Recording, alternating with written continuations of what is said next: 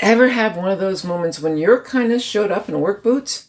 Not glamorous, not convenient, but meaningful. Hi, I'm Joanne Smith, and welcome. The other week I mentioned Carla, the people pleaser who started going to a therapist to stop putting everyone before her own family and herself. Now, the next step isn't more kindness, it's steady kindness, with a little structure around it. To define kindness in work boots, let me give an example. My friend Helen is eagerly anticipating her granddaughter's wedding. You can feel her excitement when she talks about it. Yet she couldn't understand why the bridal shower was 40 miles away and her family wouldn't come get her. They wanted her to drive to her oldest granddaughter's home and ride with them to the event. I don't want to drive, and why do they have to have it so far away? We were expecting a family member to visit, but I figured I could break away to help Helen. Well, I don't know the address where the event is. It's so far away. I suggested she call her granddaughter and ask for the address. Well, I just won't go. I think you'll regret that decision. Silence on her part. It's truly not my place to correct her decision not to go. She's been through a lot. Her husband passed away this year. Even though she was anticipating his passing, it's still a heartbreaking challenge when it happens. And of course, she would prefer he be there with her as well. I'll take you, Helen. Her granddaughter called me with the address and assured me I was welcome to attend. Bridal showers aren't my favorite. Off and on her 40-mile drive to the bridal shower, well, I just don't know why they're having it so far away. We arrived safe and sound, walked into the welcome to the wedding shower for Lauren and Clayton. Oh boy, not a bridal shower.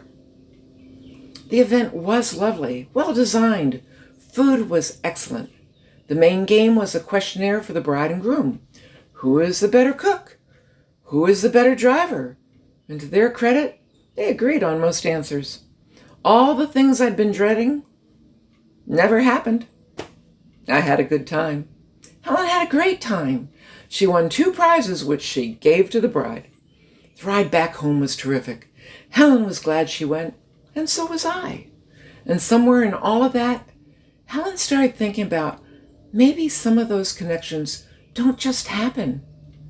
Maybe we can begin or ask for them. Now Helen's starting to ask for the same, like my uncle did. 1 phone call every week from both granddaughters. So let's go back to that moment. I just won't go. And I responded, I think you'll regret that decision. We want to be kind. Sometimes we're placed in moments. Sometimes stepping in, adjusting, smoothing things over is the right thing to do. Kindness in work boots. But I'm a bigger fan of steady kindness with a little structure around it. That little structure is setting a boundary. Kind people don't struggle with boundaries because they don't care. They struggle because they care so much. Finding our way to keep helping in a way that works long term. It's okay to tell someone, I may not always be available, but when I am, I'm glad to do it. And truly, we may not always be available. There are those times when we have to say no. And you've already laid that groundwork for a boundary. The key is being aware to our own feelings about kindness to others. If it's starting to feel like a burden or a rigid obligation, then it may be time to pull back a bit. We're not pulling back when we set boundaries. We're making sure our kindness stays sustainable. I'm Joanne, your encourager. Next Tuesday, we'll talk about inchworm integration. See you then.